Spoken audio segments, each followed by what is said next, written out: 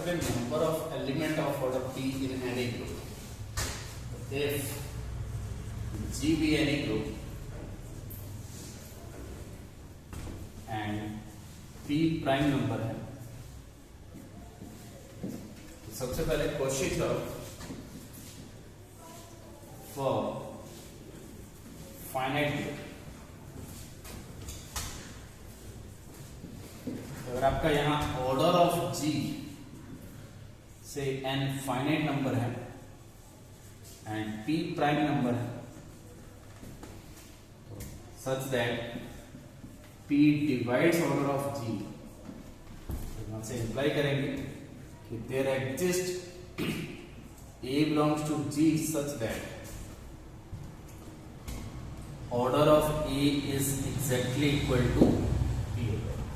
यानी कि अगर कोई भी फाइनाइट ऑर्डर का ग्रुप पिक करेंगे और प्राइम नंबर P डिवाइड करेगा ऑर्डर ऑफ G को, तो इस G में P ऑर्डर का एलिमेंट हमेशा एग्जिस्ट करेगा। अब हमें काउंट करने हैं इन एनी ग्रुप, अगर P प्राइम नंबर है तो number of elements of order P order के कितने एलिमेंट हो सकते हैं इस ग्रुप में।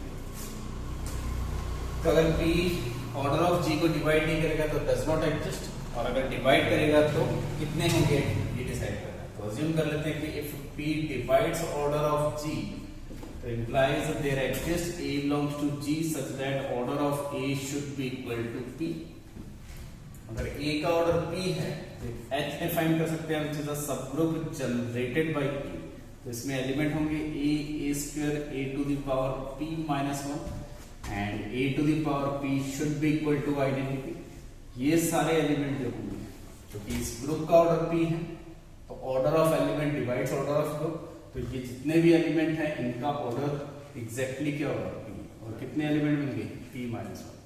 तो जैसे ही आपके पास किसी भी ग्रुप में एक एलिमेंट है P ऑर्डर का, तो there exist at least P minus 1 element of order P। इनके अलावा अगर एक और मिल जाए, there exist B belongs to H such that B belongs to G such that B does not belongs to H and order of B आपके पास P है, तो एक के सब ग्रुप बना सकते हैं which is generated by B।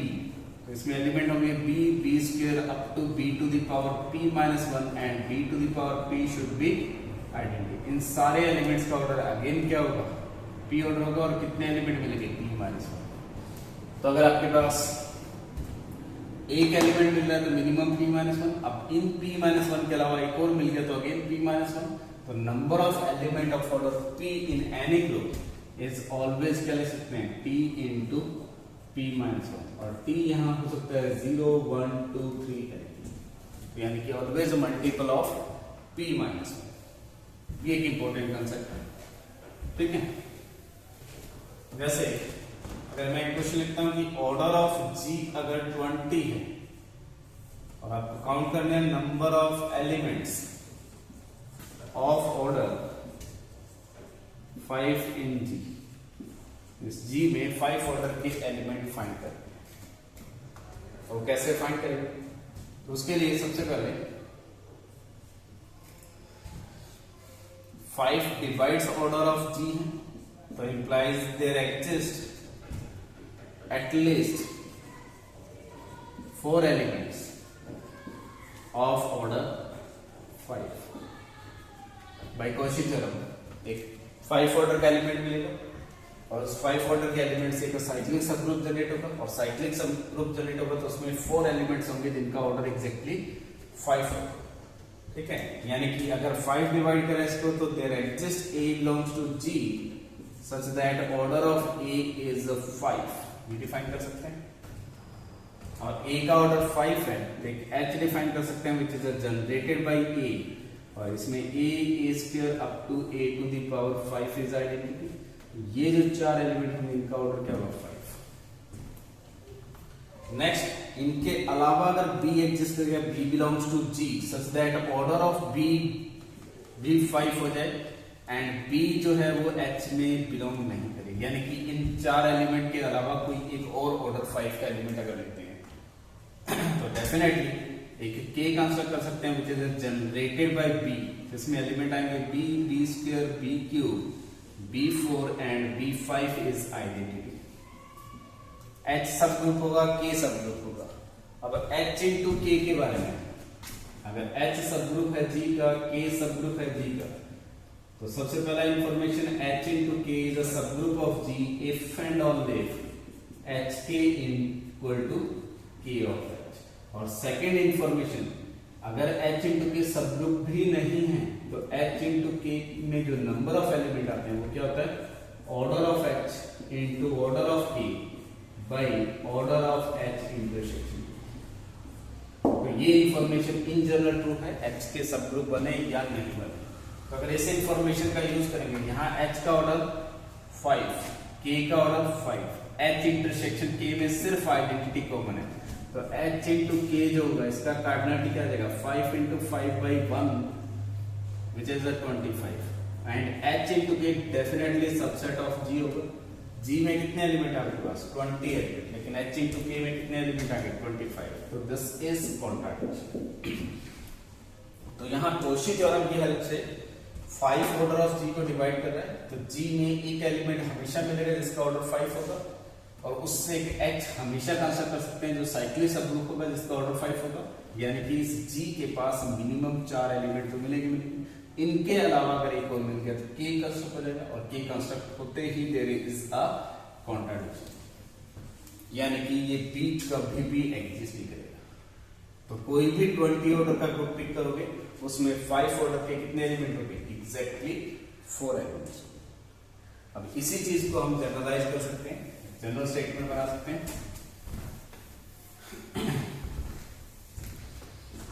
अगर आपके पास ऑर्डर ऑफ G जो है इट इज n ऑर्डर का ग्रुप है, एंड P एक प्राइम नंबर है, prime number such that P divide कर रहा है order of G, and P square जो है ग्रेटर देन n है, तो this implies G has exactly P minus 1 elements of order P। तो G में exactly P minus 1 elements होंगे जिनका ऑर्डर exactly क्या होगा, P होगा। तो इस इंफॉर्मेशन का आप डायरेक्टली यूज कर सकते हो कुछ क्वेश्चंस में। For example order of G अगर आपको 42 दे दिया एंड क्वेश्चन है number of elements of order 7 in G, इस G में 7 ऑर्डर के कितने एलिमेंट्स है ये आपको काउंट करना है। तो definitely 7 divides 42 and 7 square which is 49 is greater than order of G। तो इस थ्योरम की हेल्प से डायरेक्टली आप लिख सकते हैं there exist exactly 6 elements of order 7। कोई भी 42 ऑर्डर का ग्रुप पिक करेंगे उसमें ऑर्डर 7 के एग्जैक्टली 6 एलिमेंट मिलेंगे। तो इस टाइप की इंफॉर्मेशन आप डायरेक्टली यूज कर सकते हैं, ठीक है। कुछ और इंपॉर्टेंट क्वेश्चन करते हैं यहाँ।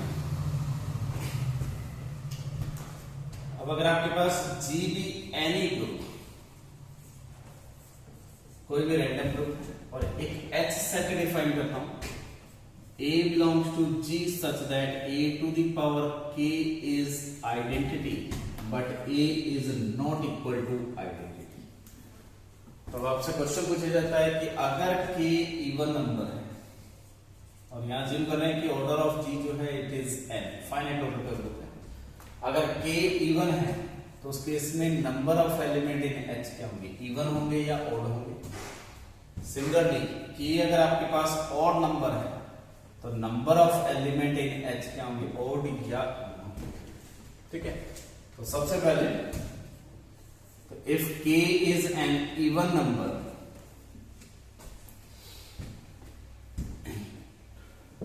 और X कोई भी एलिमेंट ऑफ H पिक करते हैं, तो this implies X to the power K should be identity and order of X should not be equal to identity. Kth power identity होगा और X कभी भी आइडेंटिटी होगा। तो X to the power K identity है, तो इसका meaning क्या है, order of X must divide K। तो this implies order of X क्या हो सकता है, 1, 2 and some another number. X identity नहीं है तो ऑर्डर 1 नहीं हो सकता। तो उसके इसमें एक्स का ऑर्डर या तो 2 होगा या 3 होगा या 4 होगा, जो भी पॉसिबल डिवाइजर है। और अभी हम डिस्कस करके आए हैं लास्ट क्लास में कि ऑर्डर 3 या 3 से ग्रेटर के एलिमेंट हर ग्रुप में कितने होते हैं, इवन नंबर ऑफ एलिमेंट होते हैं, क्योंकि अगर ए आएगा तो उसका इनवर्स भी इसमें आएगा और दोनों एलिमेंट डिस्टिंक्ट होंगे। तो 3 ऑर्डर, 4 ऑर्डर, 5 ऑर्डर, ये कोई भी एलिमेंट इस एच में जाएगा तो वो हमेशा क्या होंगे, इवन नंबर। तो इस एच को मैं दो पार्ट में डिवाइड कर सकता हूं, से H2 union A belongs to H such that order of A is greater than or equal to 3। वो सारे एलिमेंट जिनका ऑर्डर 3 या 3 से ग्रेटर है, ये सेट डिफाइन कर सकते हैं। अब डेफिनेटली यहां जो एलिमेंट्स आएंगे ये कितने एलिमेंट होंगे, ऑलवेज इवन नंबर, क्योंकि हम डिस्कस कर चुके हैं कि किसी भी स्ट्रक्चर में 3 या 3 से ग्रेटर ऑर्डर के एलिमेंट जो आते हैं वो हमेशा क्या आते हैं, इवन नंबर में आते हैं। तो यहां इवन नंबर आएंगे। अब इस H2 का कार्डिनलिटी हमने ये भी डिस्कस किया था कि और किसी भी ग्रुप में ऑर्डर 2 के कितने एलिमेंट होते हैं। अगर n ओड हो जाए तो लैग्रांज थ्योरम से ऑर्डर 2 का एग्जिस्ट ही नहीं करेगा, और अगर n इवन हो जाए तो ऑर्डर 2 के कितने एलिमेंट होंगे, ऑड नंबर ऑफ एलिमेंट होंगे। ठीक है, अगर n ओड है तो ऑर्डर 2 का एग्जिस्ट नहीं करेगा, क्योंकि लैग्रांज थ्योरम से order of element also divides order of a group. और n इवन है तो हम प्रूफ करके आए हैं कि ऑर्डर 2 के हमेशा ऑड होंगे। तो यहाँ h की कार्डिनलिटी किस पे डिपेंड करेगी, अगर n ऑड हो गया तो यहाँ कोई एलिमेंट नहीं आ रहा और यहाँ क्या आएंगे, इवन एलिमेंट। तो यहां से अगर n ऑड है तो ये जो कार्डिनलिटी आएगी ऑब्वियसली इवन नंबर आएगा, और n अगर इवन नंबर है तो ये कार्डिनलिटी यहां ऑड नंबर ऑफ एलिमेंट और यहां क्या है, इवन नंबर ऑफ, तो ये क्या देगा, ऑड। ठीक है। सिमिलरली अगर इस केस पे आते हैं कि अगर ऑड नंबर हो गया और x बिलोंग्स टू h फिर पिक किया तो implies x to the power k, again क्या है, आइडेंटिटी, और x should not be equal to identity, ये दिया हुआ। तो अगेन ऑर्डर ऑफ x जो होगा वो डिवाइड करेगा k को।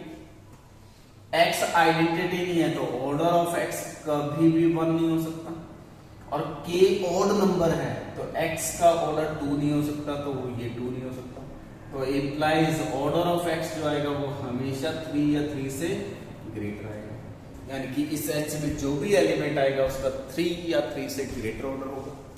अब अगर x इस सेट में बिलोंग कर रहा है तो x इनवर्स भी इसी में आएगा, क्योंकि x का ऑर्डर अगर 3 है तो x इनवर्स का भी ऑर्डर ये होगा।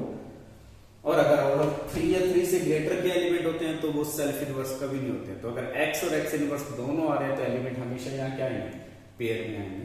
या डायरेक्टली हमने डिस्कस किया है कि ग्रुप में ऑर्डर 3 या 3 से ग्रेटर के जो एलिमेंट होते हैं वो इवन नंबर होते हैं। तो वही यहाँ हमें ऑर्डर 1 नहीं है, ऑर्डर 2 नहीं है, तो ये कार्डिनलिटी हमेशा क्या रहेगी, इवन।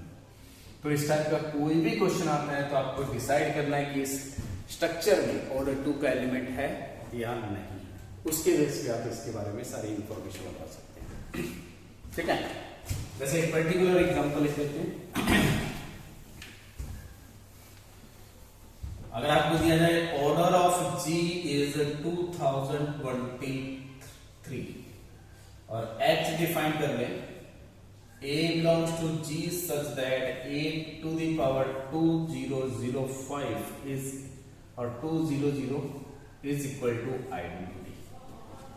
तो इस H का कार्डिनलिटी डिसाइड करना है। तो आपको इस टाइप के जितने भी क्वेश्चन है उसमें सबसे पहले डिसाइड करना है कि आइडेंटिटी उस सेट का मेंबर है या नहीं है, और उसके बाद डिसाइड करना है कि ऑर्डर 2 के एलिमेंट है या नहीं। तो सबसे पहले इस केस में E हमेशा H में बिलोंग करेगा, क्योंकि e टू द पावर 2000 करोगे तो आइडेंटिटी आएगा ही आएगा।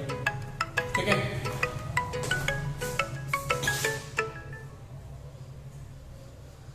सेकेंड, अब ऑर्डर 2 का अगर एलिमेंट है तो यहाँ G का ऑर्डर ऑड है तो G में ऑर्डर 2 का एलिमेंट नहीं है तो H में ऑर्डर 2 का एलिमेंट कभी आएगा नहीं। यानी कि अगर x बिलोंग्स टू h लेता हूं तो x या तो आइडेंटिटी होगा या ऑर्डर ऑफ x जो होगा वो 3 या 3 से ग्रेटर होगा। ये ऑर्डर 3 या 3 से ग्रेटर के कितने एलिमेंट होते हैं, इवन नंबर में आते हैं, और एक ई ऐड हो जाएगा तो कितने आ जाएंगे, ऑड नंबर। तो इस सेट का जो भी कार्डिनलिटी आएगा वो हमेशा कौन सा नंबर आएगा, it is an odd number. I think clear है यहां तक। तो इस टाइप का क्वेश्चन आपसे पूछा जा सकता है। अगर मैं इसी क्वेश्चन में ये कर दूं 2022 और ये करूं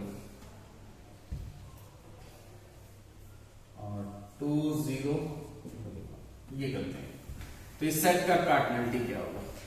डेफिनेटली आइडेंटिटी जो है वो इस एच में कभी नहीं जाएगा। आइडेंटिटी एलिमेंट इस स्ट्रक्चर में कभी बिलोंग नहीं करेगा। नेक्स्ट, अगर A बिलोंग्स टू G है एंड ऑर्डर ऑफ A 2 है, डेफिनेटली ग्रुप का ऑर्डर 2022 है, तो ग्रुप में ऑर्डर 2 के कितने एलिमेंट मिलेंगे, ऑड एलिमेंट्स मिलेंगे, ऑड नंबर मिलेंगे। Every group of even order has odd number of element of order 2। तो A का ऑर्डर अगर 2 है तो A to the power 2 should be identity। तो A to the power 2010 करोगे तो वो भी identity, A to the power 2011 करोगे तो A आएगा which is not equal to identity।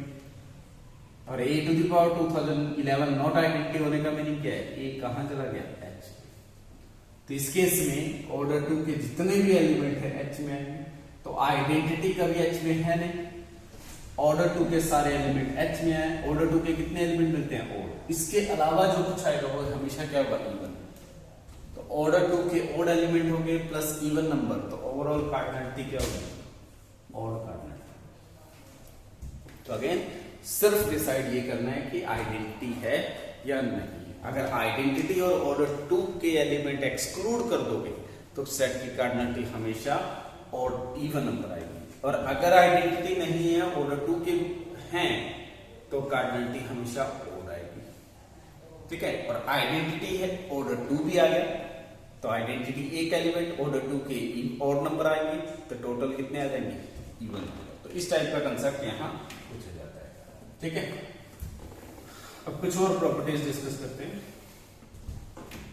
अगर A और B बिलोंग्स टू G है, G कोई भी अभी रैंडम ग्रुप है, तो हम ऑलरेडी ये डिस्कस कर चुके हैं कि ऑर्डर ऑफ A जो आएगा it is always same as order of A inverse. तो किसी भी एलिमेंट का ऑर्डर और उसके इनवर्स का ऑर्डर हमेशा सेम होता है। नेक्स्ट प्रॉपर्टी, अगर A डॉट B का ऑर्डर फाइंड करोगे या B डॉट A का ऑर्डर फाइंड करोगे, ये भी हमेशा क्या रहेगा, सेम रहेगा।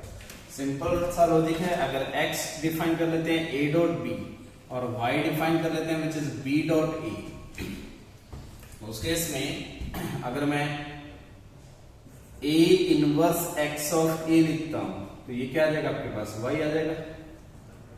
और यहां से y टू द पावर कुछ भी k करूंगा तो आप वेरीफाई कर सकते हो, a inverse x to the power k e आ जाएगा। अब यहाँ x का ऑर्डर अगर k हो गया तो ये आइडेंटिटी बन जाएगा, तो उस केस में y to the power k identity, तो ऑर्डर ऑफ y डिवाइड करेगा k को। अगर y का ऑर्डर k हो गया तो ये आइडेंटिटी आएगा, तो x को भी क्या होना होगा, identity, x to the power k को आइडेंटिटी होना चाहिए। तो ऑर्डर ऑफ x किसको डिवाइड करेगा, k। तो ऑर्डर ऑफ y k को डिवाइड कर रहा है, ऑर्डर ऑफ x k को डिवाइड करेगा, तो दोनों का ऑर्डर हमेशा सेम होगा। तो a डॉट b और b डॉट a का ऑर्डर हमेशा सेम होता है। और अगर मैं यहां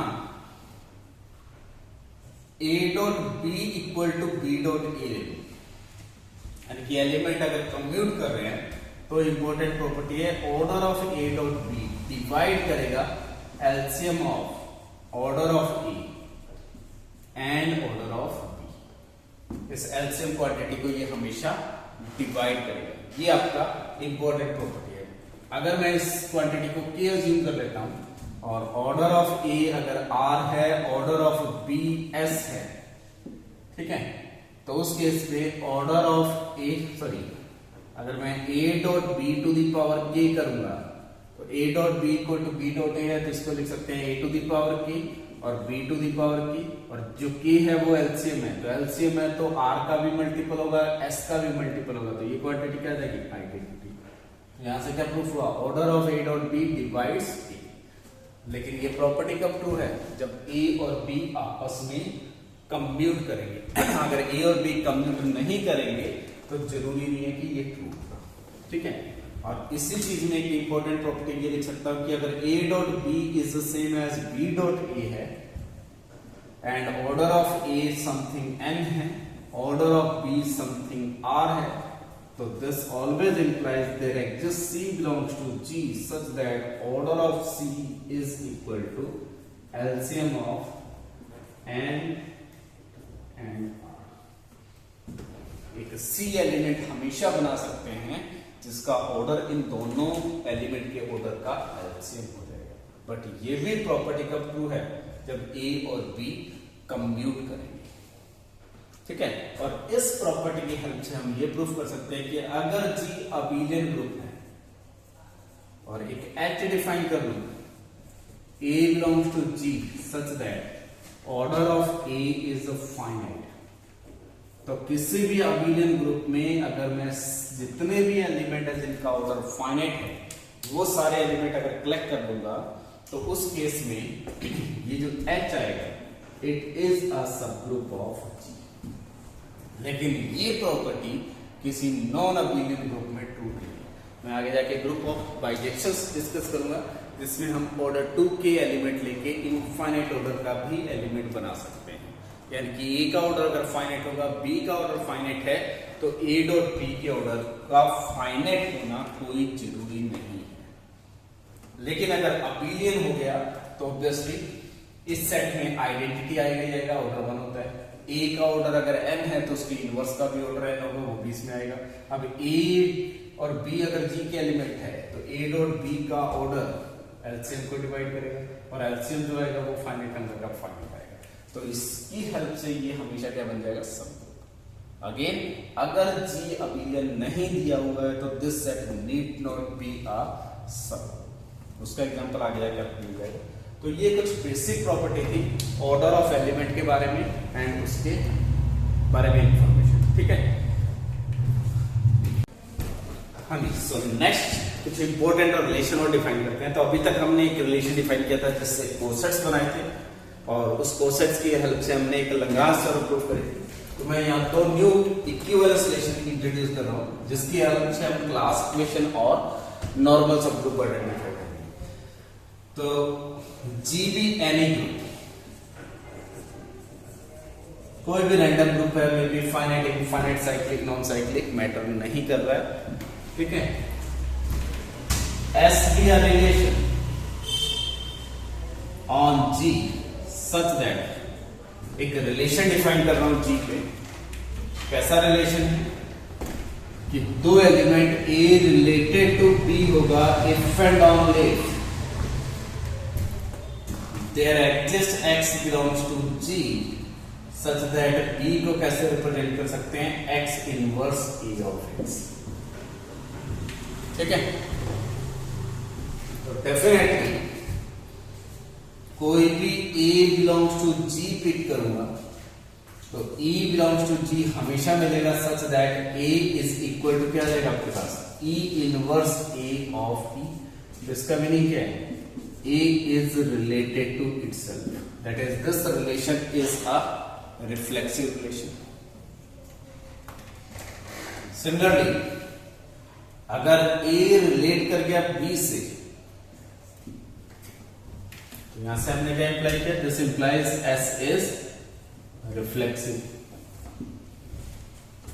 और अगर A रिलेट कर गया B से तो B is equal to some X inverse AX होगा, किसी ना किसी एक X के लिए जो X G का एलिमेंट है। तो यहां से ऑब्वियसली A इक्वल टू क्या रहेगा आपके पास? X B X inverse. इसको लिख सकता हूं सम Z इनवर्स B Z और Z को लिख सकता हूं X इनवर्स। और ये भी किसका एलिमेंट होगा? तो इसका मीनिंग क्या है? जो B है वो किससे रिलेट हो गया?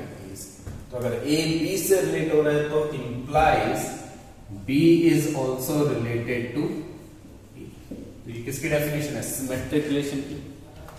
एंड थर्ड वन, अगर A रिलेटेड टू B है and B related to C है, A B से रिलेट कर रहा है और B C से रिलेट कर रहा है, तो उस केस में यहां से डेफिनेशन क्या रिलेशन की? B is equal to some X inverse AX होगा और यहां से C is equal to some Y inverse B of Y होगा।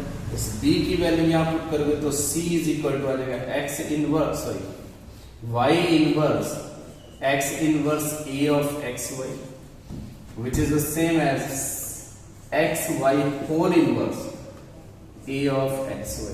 तो इसको लिख सकता हूं again some z1 inverse a is z1। इसका मीनिंग क्या हो गया, this a is related to, तो अगर a b से रिलेट कर रहा है, b c से रिलेट कर रहा है, तो a किससे रिलेट हो गया, c से। तो ये रिलेशन रिफ्लेक्सिव हो गया, सिमेट्रिक हो गया एंड ट्रांसलेट, यानी कि this is an equivalence relation. तो आप कोई भी रैंडम ग्रुप पिक कर लो, इस रैंडम ग्रुप पे एक अगेन रिलेशन डिफाइन कर सकते हैं, which is an equivalence relation. यहां S is an equivalence relation on G and this is called the relation of conjugation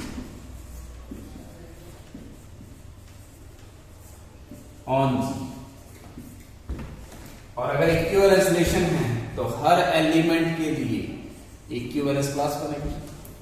तो A बिलोंग्स टू G लेंगे तो क्लास ऑफ A का एलिमेंट क्या होगा, मीनिंग क्या होगा, B belongs to G such that A is related to B, और A B से रिलेट कब कर रहा है, जब B is equal to X inverse AX, with X कहां से आएगा, मेंबर ऑफ G।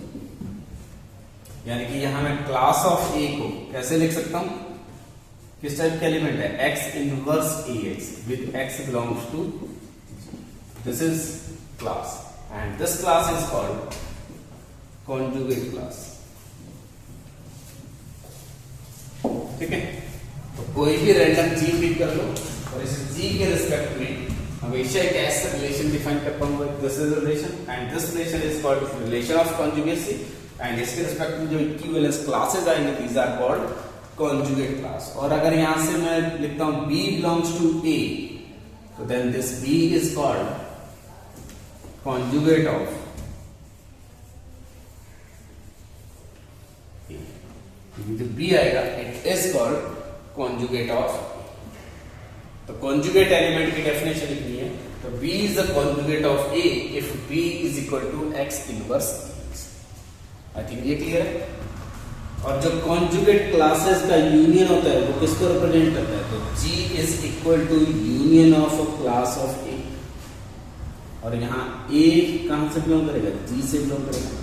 या इसी चीज को लिख सकता हूं G इज यूनियन, और क्लासेस किसके मेंबर होते हैं, क्वोशिएंट सेट के। G बाई ऐसा नोटेशन ऑलरेडी डिफाइन कर चुके हैं, set of all equivalence classes, this is class of A। यहां तक लिख सकते हैं। तो इस G को इन कॉन्जुगेट क्लासेस की फॉर्म में एक्सप्रेस कर सकते हैं। आई थिंक यहां तक क्लियर है। अब अगर इसी में G फाइनाइट हो जाए तो इफ G इज फाइनाइट,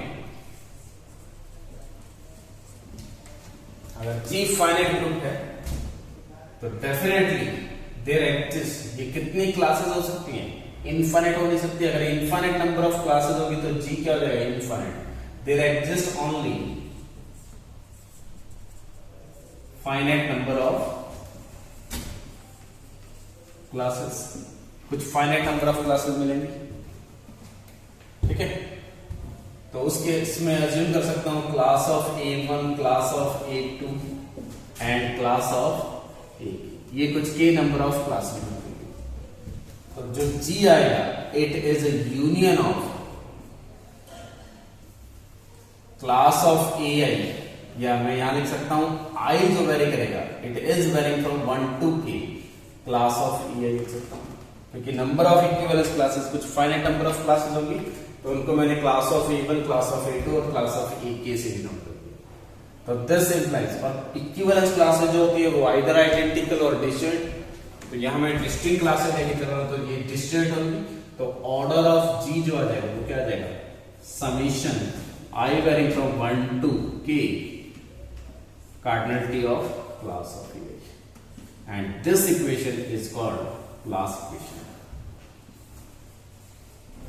ठीक है, तो आपके पास डायरेक्टली एक इक्विवेलेंस रिलेशन डिफाइन किया, उस इक्विवेलेंस रिलेशन की हेल्प से ग्रुप के ऑर्डर को इन कॉन्जुगेट क्लास की कार्डिनलिटी के सम की फॉर्म में लिख सकते हैं and this equation is called our class equation. तो हमें अगर किसी भी ग्रुप की क्लास इक्वेशन फाइंड करनी है तो ये एक्सप्रेशन फाइंड करना होता है। आई थिंक यहां तक क्लियर है। अब इसमें मैं कुछ टर्म इंट्रोड्यूस कर रहा हूं। First term centre of a group ZG। तो the element x belongs to G such that a of x is equal to x of a for every a belongs to G।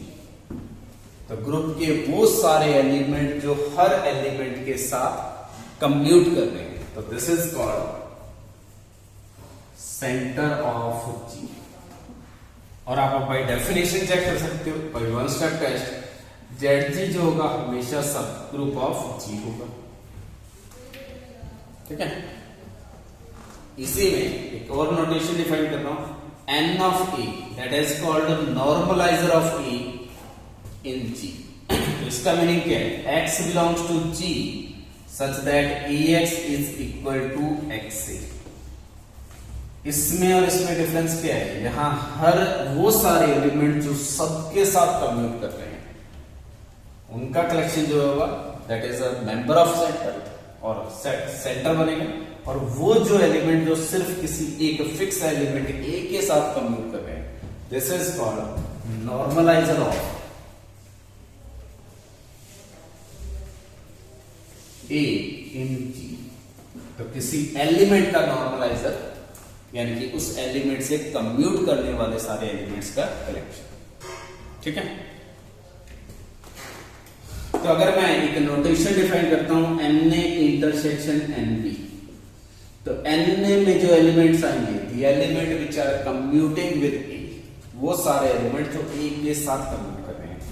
N of B में वो सारे element जो B के साथ commute कर रहे हैं, और Na इंटरसेक्शन Nb लेंगे तो यहां वो एलिमेंट जो A के साथ कम्यूट कर रहे हैं, यहां वो एलिमेंट जो B के साथ कम्यूट कर रहे हैं। इंटरसेक्शन लेंगे तो वो सारे एलिमेंट जो A एंड B दोनों के साथ कम्यूट कर रहे हैं। तो इसका मीनिंग क्या होगा? यहां दो एलिमेंट के साथ कम्यूट कर रहे हैं। अगर इसी नोटेशन को मैं एक्सटेंड करता हूं, intersection A belongs to G N of A लिख देता हूं। G के हर एलिमेंट के रिस्पेक्ट में नॉर्मलाइजर फाइंड करो, इन सारे नॉर्मलाइजर का इंटरसेक्शन होगा तो ये किसको रिप्रेजेंट कर देगा? Z ऑफ, क्योंकि ZG में वो सारे एलिमेंट जो सबके साथ कम्यूट कर रहे हैं, और इस इंटरसेक्शन में भी कौन से एलिमेंट आएंगे? जो A के साथ, B के साथ, C के साथ, यानी कि G के हर एलिमेंट के साथ कम्यूट कर रहे हैं। तो ये सेंटर और नॉर्मलाइजर में रिलेशन। तो यहां से डायरेक्टली लिख सकते हैं जो ZG होगा वो हमेशा सब ग्रुप होगा नॉर्मलाइजर ऑफ A का, और नॉर्मलाइजर हमेशा किसका सब ग्रुप होता है? G का, और ये होल्ड करेगा for every A belongs to G। और ये एक इंपॉर्टेंट इक्वेशन है, ठीक है, जिसका हम यूज करेंगे किसी भी ग्रुप की क्लास इक्वेशन लिखने के लिए। तो centre is a sub group of normaliser, और normaliser is always sub group of, and ये प्रॉपर्टी ट्रू है for every A belongs to G के। तो यहां से हमने relationship between centre and normaliser define कर दिया। अब relationship between centre and conjugate classes define करते हैं कि सेंटर के एलिमेंट और कॉन्जुगेट क्लासेस में क्या रिलेशन है।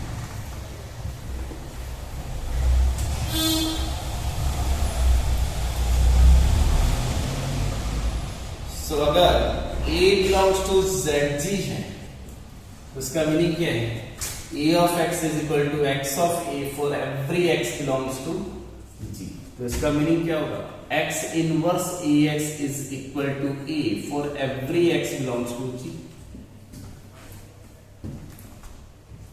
तो आप इस x किसी भी a पे x इनवर्स ax ऑपरेट कर रहे हो तो ये किसके इक्वल आ रहा है? आइडेंटिटी। और जब मैं क्लास ऑफ a की बात करूंगा तो उसमें किस टाइप के एलिमेंट्स आते हैं? x इनवर्स ax टाइप के। x कहां से बिलोंग कर रहा है? G। और हर x के लिए ये किस एलिमेंट को रिप्रेजेंट कर रहा है? E को। तो इसका मीनिंग क्या है? ये क्लास ऑफ ए क्या हो जाएगी? सिंगलेटन। क्लियर है? तो अगर आपके पास कोई भी एलिमेंट सेंटर में है तो उसकी कॉन्जुगेट क्लास में सिर्फ और सिर्फ एक एलिमेंट है। ये प्रूफ हो गया। अगर कॉन्जुगेट क्लास में सिर्फ और सिर्फ ए है ए तो आएगा ही आएगा क्योंकि हर एलिमेंट खुद के साथ कॉन्जुगेट होगा, ठीक है। तो अगर कॉन्जुगेट क्लास में सिर्फ और सिर्फ ए है तो हर एक्स के लिए ये प्रॉपर्टी ट्रू होगी, और अगर ये ट्रू है तो ऑब्वियसली ये ट्रू होगा। तो कन्वर्स ऑल्सो,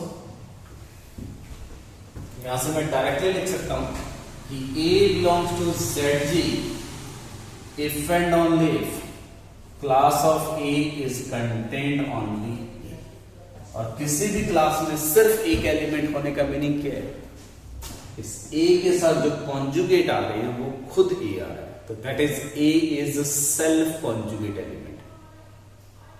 सेल्फ कॉन्जुगेट का मीनिंग क्या है, वो एलिमेंट जो सबके साथ, सॉरी, जो एलिमेंट खुद के साथ ही कॉन्जुगेट है, that is called a self conjugate.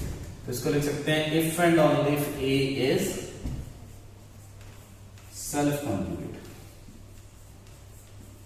तो यहां अगर मैं एक टर्म यूज करता हूं कॉन्जुगेट टू इटसेल्फ, उसका मीनिंग क्या है, एक एलिमेंट है जो खुद के साथ कॉन्जुगेट है। और सेल्फ कॉन्जुगेट अगर टर्म यूज कर रहा हूं तो इसका मीनिंग क्या है, the element which are conjugate to itself only. यहां एक्स्ट्रा बर्डन दे रहा हूं ओनली, वो एलिमेंट जो सिर्फ और सिर्फ खुद के साथ कॉन्जुगेट है। आई थिंक क्लियर है ये। तो सेंटर में कौन से एलिमेंट आते हैं, जो सिर्फ और सिर्फ खुद के साथ कॉन्जुगेट या सेल्फ कॉन्जुगेट एलिमेंट्स, ठीक है।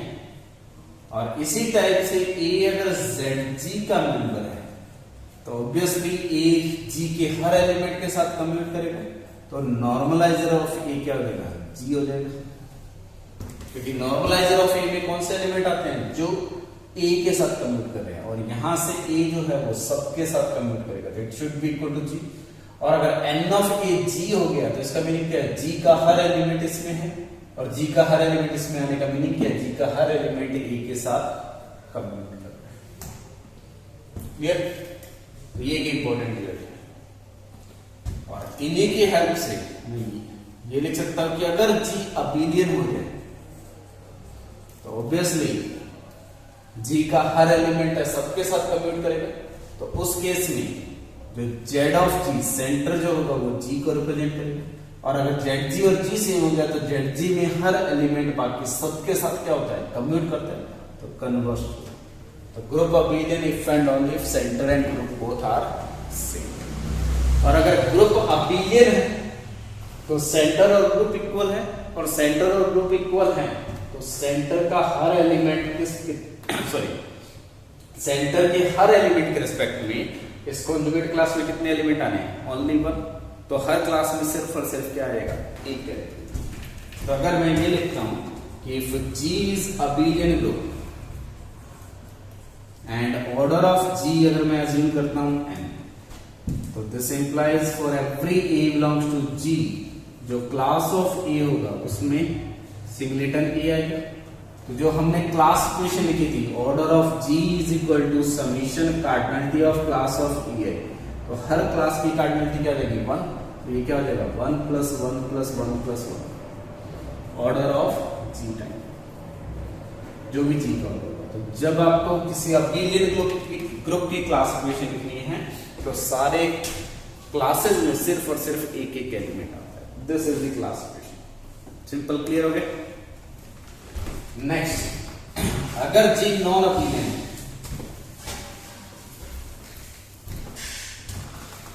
तो if G is non abelian तो डायरेक्टली हम क्या अप्लाई करेंगे कि there exist A belongs to G such that A does not belongs to Z। तो जब भी आपके पास कोई भी एक ग्रुप है, अगर वो ग्रुप नॉन अबेलियन है तो एक A मिलेगा जो G का एलिमेंट होगा, लेकिन ये जो A होगा वो कभी भी सेंटर में बिलोंग नहीं करेगा।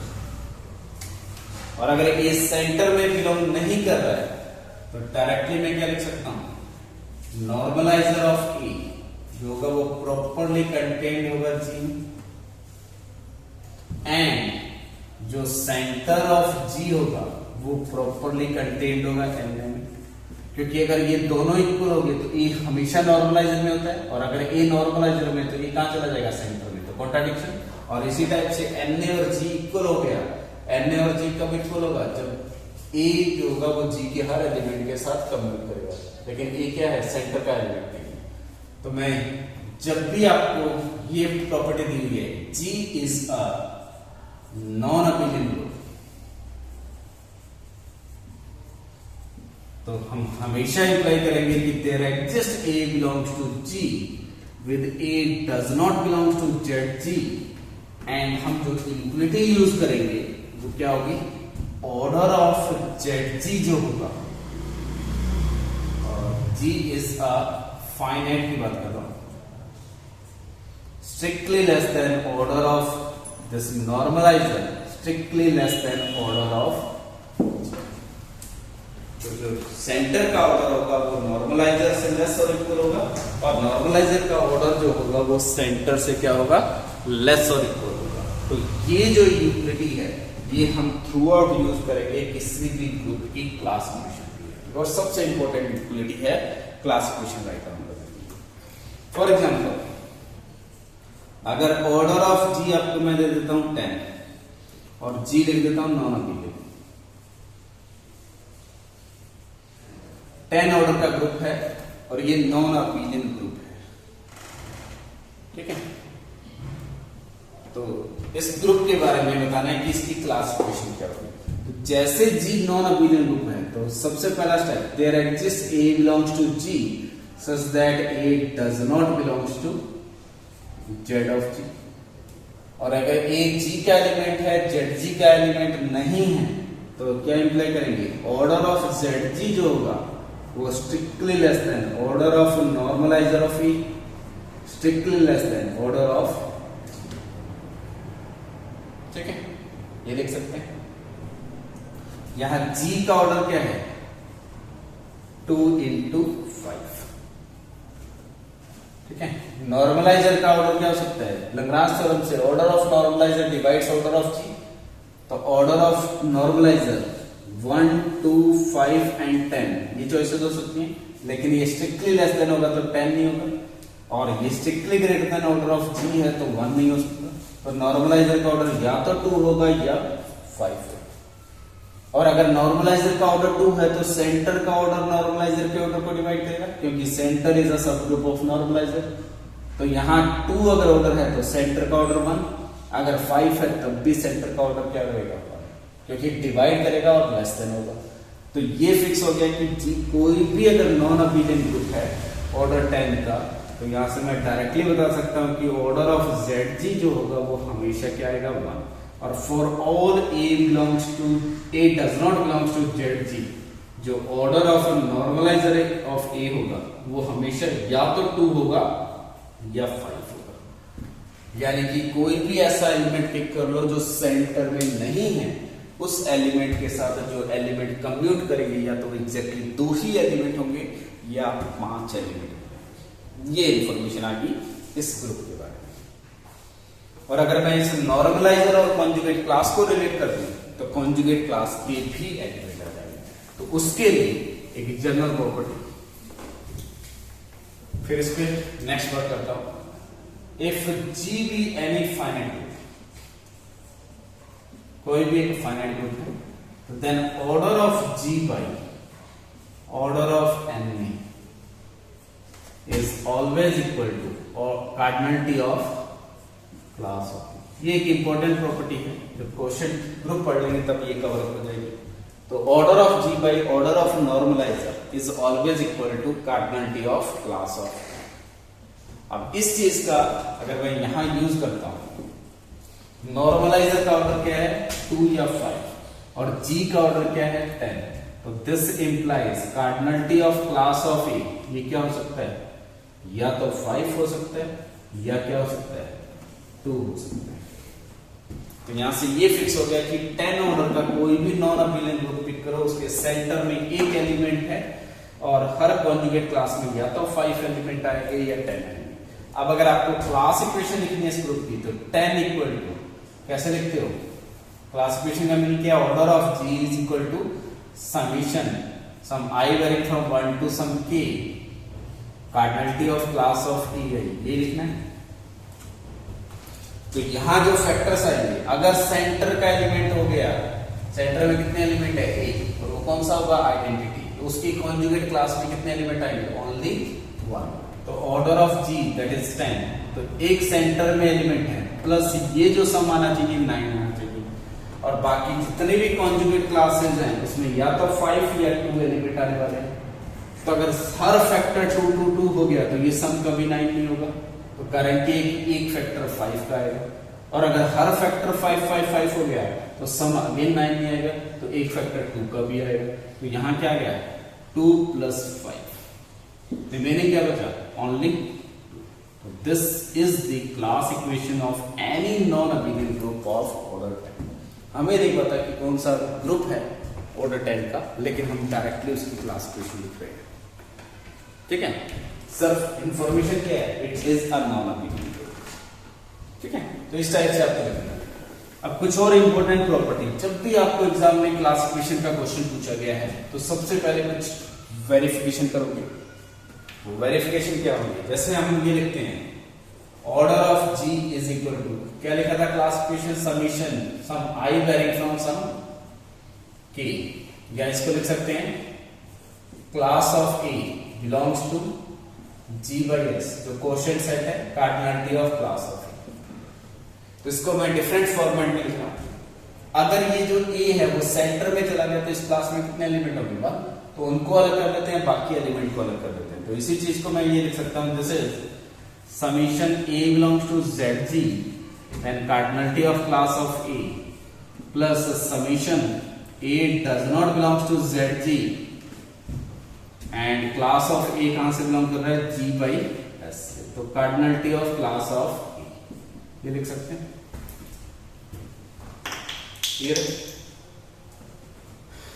यहां ए अगर सेंटर का एलिमेंट है तो इस कॉन्जुगेट क्लास में सिर्फ और सिर्फ एक एलिमेंट, तो इसको क्या लिख सकता हूं? 1 + 1 + 1 + 1 कितने टाइम आएगा? Order of Z G time. Plus अगर ये सेंटर का एलिमेंट नहीं है तो इस क्लास में मिनिमम कितने एलिमेंट आएंगे? कुछ की एलिमेंट आएंगे, तो इसको लिख सकता हूं k1 + सम k2 + सम kr। यहां जो ki है वो किसको रिप्रेजेंट कर रहा है? Cardinality of some class of ai को रिप्रेजेंट कर रहा है, और जहां ai जो है डेफिनेटली कहां से बिलोंग कर रहा है? Does not belongs to zg। तो डेफिनेटली अगर ये सेंटर में नहीं है तो इस क्लास में मिनिमम कितने एलिमेंट होने वाले हैं? 2 एलिमेंट। ठीक है, क्योंकि अगर क्लास में सिर्फ एक एलिमेंट हो गया तो वो सेल्फ कॉन्जुगेट हो जाएगा, सेल्फ कॉन्जुगेट हो गया तो किसका मेंबर आ जाएगा? सेंटर का मेंबर आ जाएगा। तो यहाँ सेंटर का मेंबर नहीं है तो इस क्लास में हमेशा मिनिमम 2 एलिमेंट आएंगे। ये फिक्स हो गया। तो आपके पास जब भी क्लास इक्वेशन लिखनी है तो ये जो 1 के फैक्टर्स आएंगे वो कितने टाइम आएंगे? जो सेंटर का ऑर्डर होगा। उसके अलावा जो भी फैक्टर्स होंगे वहां से कोई भी एलिमेंट सेंटर में नहीं जाएगा। पहली इंफॉर्मेशन आ गई क्लासिफिकेशन के बारे में। दूसरी इंफॉर्मेशन, इस ki को मैं क्या लिख सकता हूं? Order of g upon order of n of ai, ये भी लिख सकता हूं। और अगर मैं यहां अज्यूम कर लेता हूं कि सेंटर का ऑर्डर m है, तो सेंटर किसका सबग्रुप होता है? g का। तो सबसे पहला, और अज्यूम करते हैं कि ऑर्डर ऑफ g अगर n आ जाए तो सबसे पहले इंफॉर्मेशन जो सेंटर है वो g का सबग्रुप है, तो m किसको डिवाइड करेगा? और इसकी हेल्प से यहां से डायरेक्टली लिख सकते हैं order of normalizer of a, वो क्या देगा? Order of g upon cardinality of class of a। या इसी इक्वेशन को लिख सकता हूं order of g is equal to cardinality of class of a into order of normalizer of A. तो जो क्लास का कार्डिनलिटी है वो भी ऑर्डर ऑफ जी को डिवाइड करेगा। तो सेकेंड इंफॉर्मेशन, ये जो अपने ki फैक्टर लिखे हैं ये n को डिवाइड करेगा। और third information, order of G by cardinality of class of A किसको रिप्रेजेंट कर रहा है? नॉर्मलाइजर ऑफ ए को। और जो सेंटर है वो नॉर्मलाइजर का सबग्रुप होता है, तो order of centre divides order of normaliser, और ऑर्डर ऑफ नॉर्मलाइजर ये क्वांटिटी है। तो इसकी हेल्प से जो m है ये हमेशा डिवाइड करेगा n अपॉन ki। तो जब भी आपको किसी भी ग्रुप का क्लास इक्वेशन देखना है, ठीक है, तो उसमें सबसे पहले ये वेरिफिकेशन करो, जो m है जितने टाइम 1 आ रहा है वो ग्रुप के ऑर्डर को डिवाइड करना चाहिए, और जो हर क्लास यहाँ जितने भी यहाँ फैक्टर्स दिए हुए हैं ये सारे फैक्टर्स ग्रुप के ऑर्डर को डिवाइड करना चाहिए, और इन फैक्ट जो ग्रुप का ऑर्डर है अपॉन दिस ni करोगे तो इसको भी m डिवाइड करना चाहिए।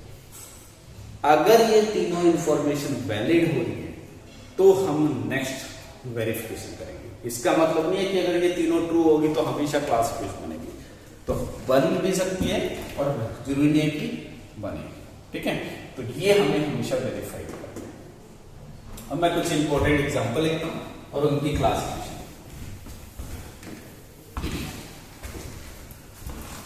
तो इस चीज को लिखने से पहले एक इंपॉर्टेंट है, अगर order of G P into Q हो जाए, यहां पी एंड क्यू जो है वो डिस्टिंक्ट प्राइम है एंड पी जो है वो लेस देन क्यू है।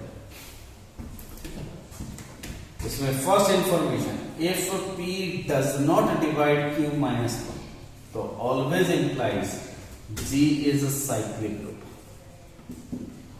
ठीक है। और साइक्लिक होता है तो G हमेशा क्या हो जाता है, अबेलियन। हम साइक्लिक शब्द पढ़ चुके, वहीं से साइक्लिक ग्रुप की डेफिनेशन लिख सकते हैं। और अगर आपके पास P डिवाइड्स Q माइनस 1 है तो इंप्लाई करेंगे कि there exist a G non abelian group of order P into, अगर ये डिवाइड करेगा तो इस ऑर्डर का नॉन अबेलियन ग्रुप हमेशा एग्जिस्ट करेगा। तो कौन सा होगा, वो साइलो में कंस्ट्रक्शन होगा, बट एग्जिस्ट हमेशा करेगा, ये गारंटी है। जैसे अगर आपको ये देता है कि ऑर्डर ऑफ जी इज 91, 91 है तो ये क्या आ गया आपके पास है 7 इंटू 13 और 7 डज नॉट डिवाइड, तो ये हमेशा क्या हो जाएगा, साइक्लिक। ऑर्डर ऑफ जी आपको उसने दे दिया 35 which is 5 into 7 और 5 does not divide 6, तो ये भी क्या हो जाएगा, साइक्लिक। और सिमिलरली ऑर्डर ऑफ जी उसने दे दिया आपको समथिंग 50, तो वो क्या हो जाएगा 3 into 5 और 3 does not divide 4, तो ये भी क्या हो जाएगा, साइक्लिक, ठीक है। इस टाइप का कोई भी कंसेप्ट पूछा जा रहा है तो ये यूज कर सकते हैं। अब आपसे जो यहां क्वेश्चन क्लासिफिकेशन से जो रिलेट करके पूछेगा वो क्या पूछ सकता है कि अगर आपके पास ऑर्डर ऑफ जी से 21 है और जी जो है वो नॉन अबेलियन, 21 ऑर्डर का ग्रुप है एंड ये एक नॉन अबेलियन ग्रुप है, ठीक है।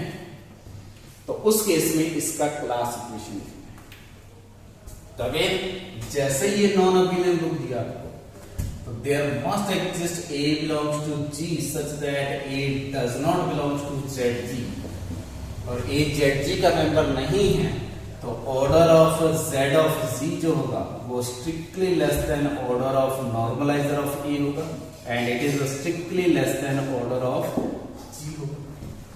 यहां जो G का ऑर्डर दिया हुआ है दैट इज 3 into 7, तो नॉर्मलाइजर का ऑर्डर 1 3 7 21 ये हो सकता है, क्योंकि order of normalizer divides order of, यहां 21 नहीं हो सकता क्योंकि ये स्ट्रिक्टली लेस है, 1 नहीं हो सकता क्योंकि ये इससे स्ट्रिक्टली ग्रेटर है, तो या क्या होगा 3 या 7 होगा। यहां अगर नॉर्मलाइजर का ऑर्डर 3 हो गया तो सेंटर का ऑर्डर डिवाइड करेगा 3 को, तो वो 1 या 3 हो सकता था, लेकिन 3 हो नहीं सकता क्योंकि स्ट्रिक्टली लेस है, तो ये 1 हो जाएगा।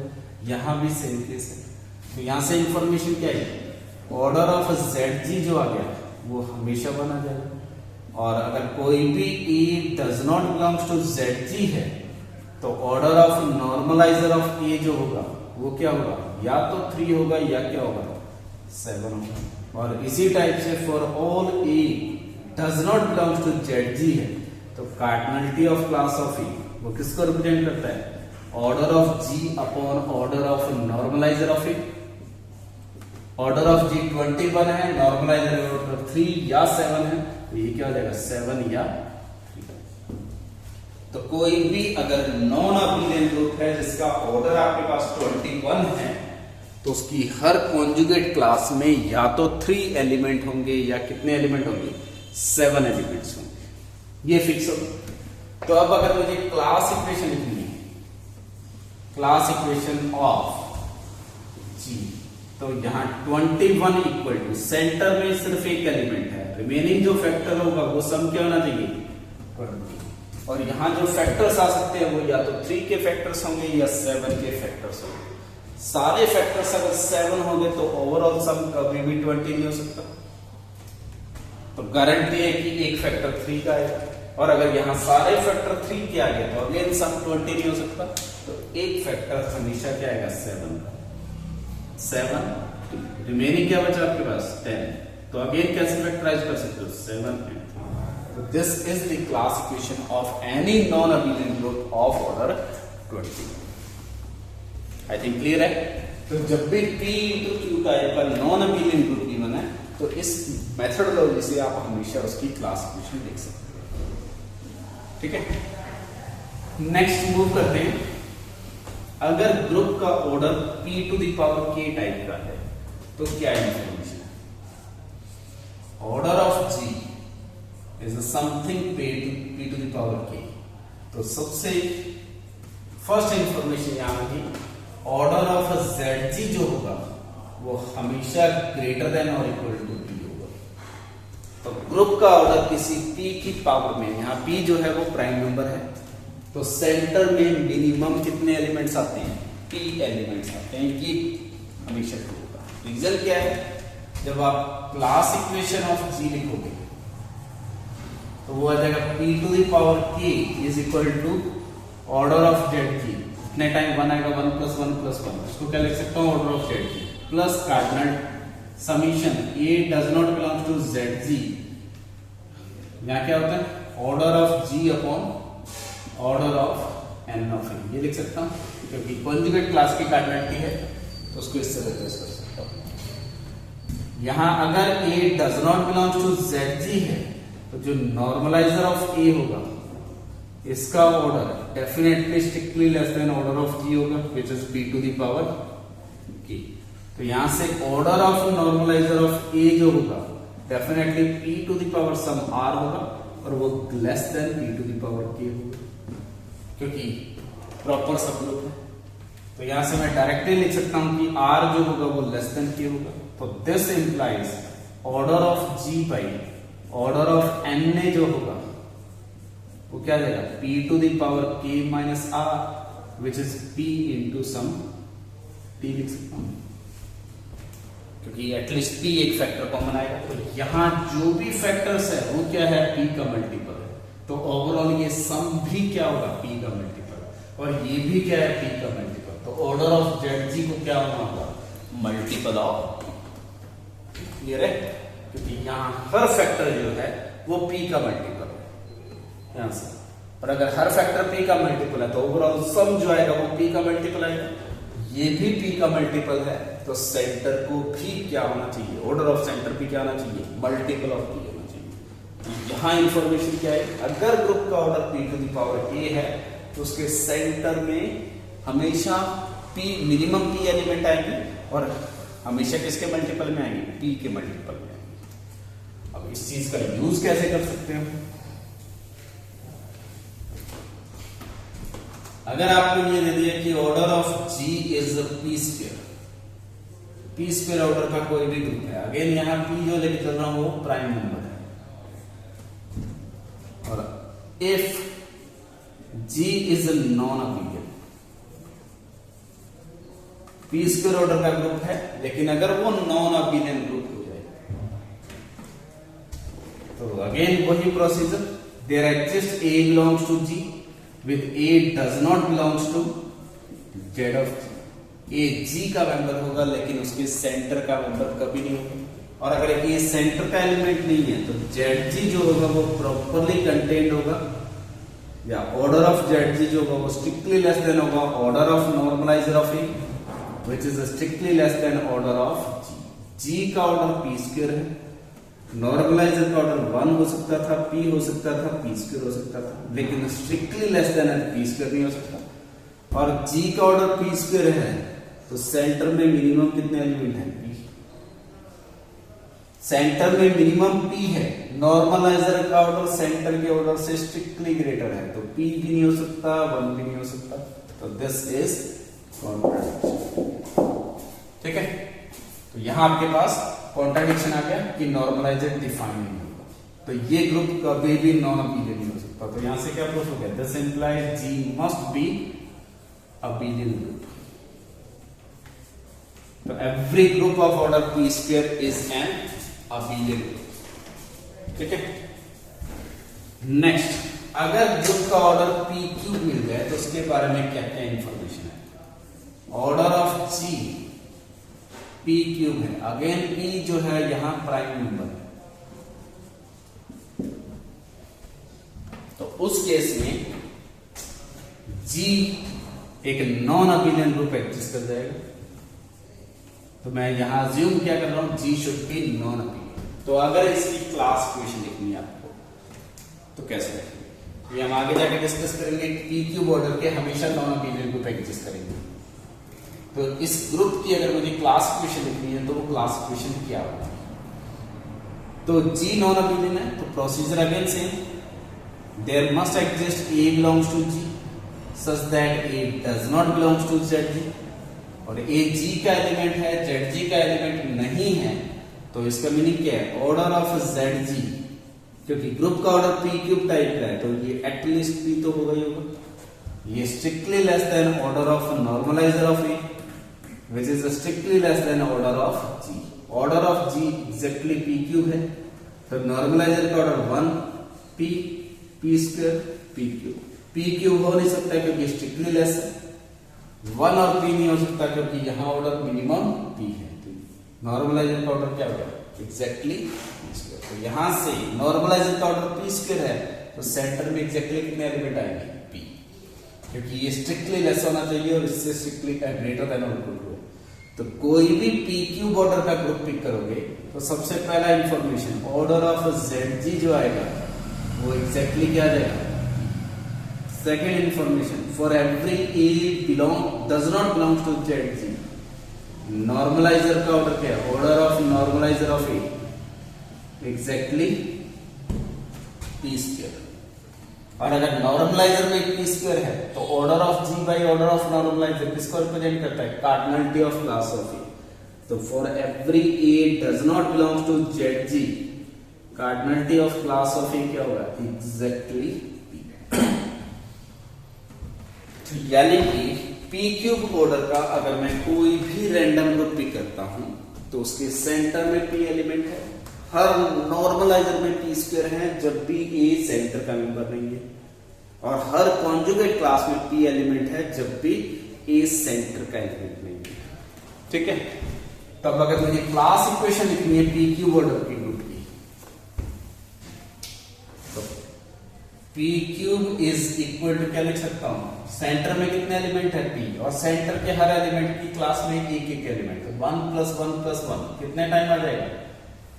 p टाइम, प्लस हर नॉर्मलाइजर में कितने एलिमेंट है? p square. तो हर कॉन्जुगेट क्लास में यहां कितने एलिमेंट है? p। तो यहां कुछ p के फैक्टर्स आएंगे, p + p + p।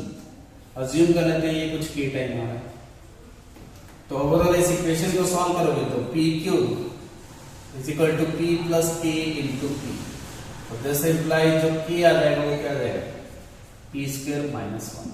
तो यानी कि अगर कोई भी पी क्यूब ऑर्डर का ग्रुप है तो उसके पास p कॉन्जुगेट क्लासेस होंगी जिसमें एक एलिमेंट होंगे, और p स्क्वायर - 1 कॉन्जुगेट क्लास होंगी जिसमें एग्जैक्टली p एलिमेंट्स होंगे। ठीक है, तो यहां से अगर मैं डायरेक्टली लिखता हूं कि नंबर ऑफ कॉन्जुगेट क्लासेस